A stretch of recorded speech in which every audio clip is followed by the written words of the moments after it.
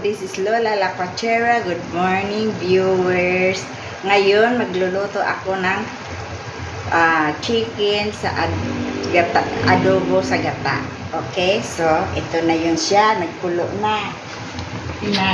Nilagay ko na siya sa pangalawang gata to.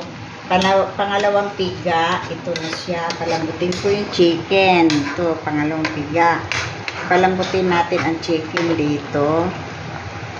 Yan. May ano na siya, may paminta na, mayroon na siyang minarinate ko na kasi ito yung chicken. O, palambutin natin siya, okay? Sige.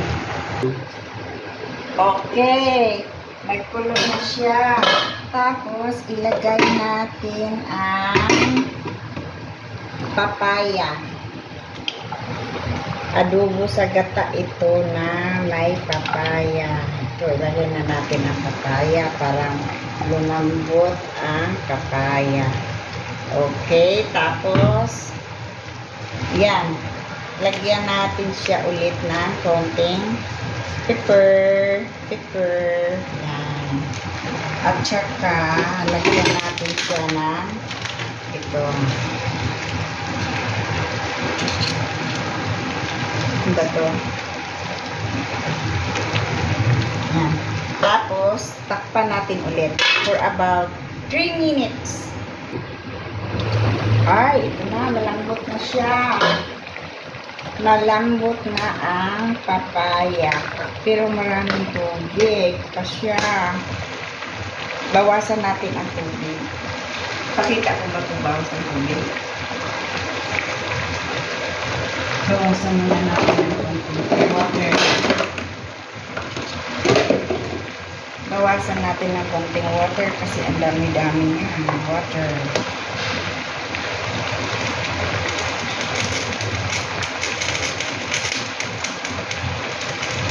Yan. Tapos,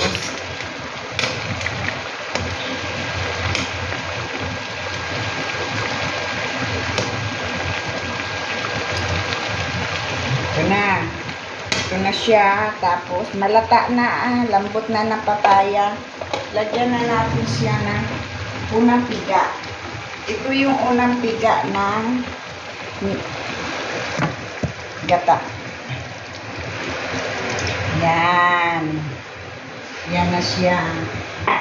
At saka, lagyan natin siya ng sili.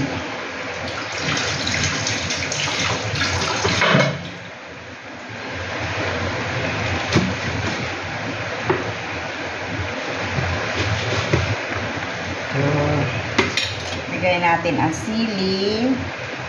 Yan. Tapos, pakuluin natin siya. Tiglahan natin siya na kapis. Tikman natin guys kung tama na ba siya sa timpla.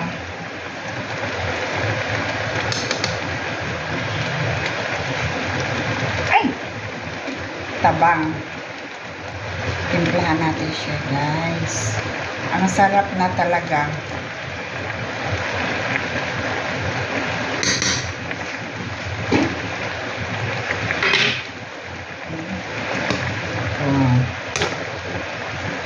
Ito yung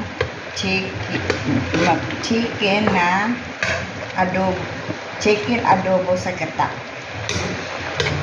Chicken adobo sa gata nga may papaya. Takpan muna natin siya guys for about 3 minutes again. Ito na guys, naluto na siya. Tapos, tikman natin. Ito yung chicken adobo sa gata. Ito. Tikman natin siya.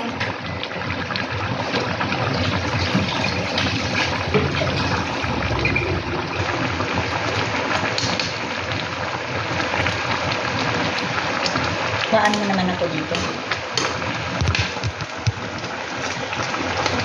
Tama ba? Parang kulang pa sa timpla.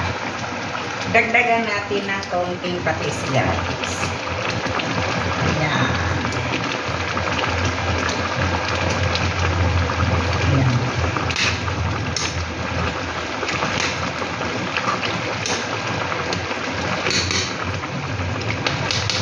Tikman natin. Ay, tama na guys. Ang sarap-sarap. Naku, malaglag na naman ito ang isang pinggan na kanin. So, for more, please follow my Facebook page and my YouTube channel. Please subscribe. Lola Halakwachera. See you. Bye-bye.